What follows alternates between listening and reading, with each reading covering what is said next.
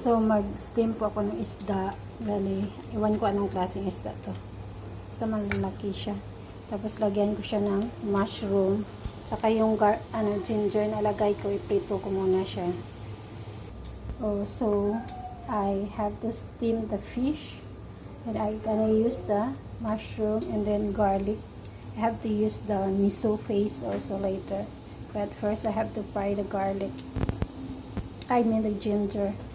So, I have to steam first the fish together with the mushroom while I'm preparing my sauce.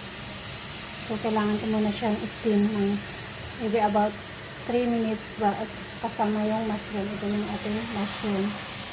So, set aside here.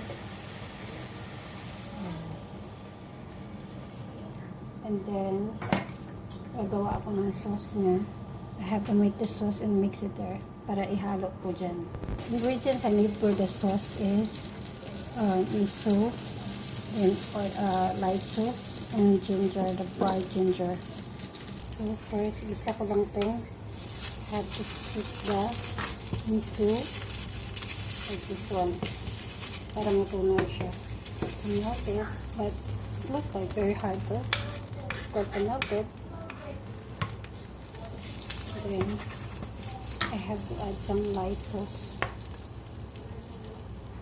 to estimate the light sauce.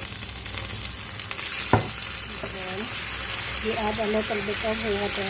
I add half cup of water. Then let's add, lagay natin yung ginger.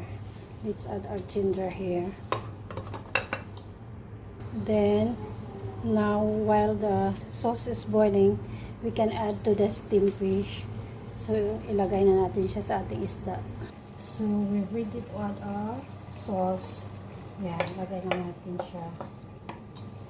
Tapos, hintayin natin na naman ng another 3 to 5 minutes. Yan, hanggang sa maluto yung isda.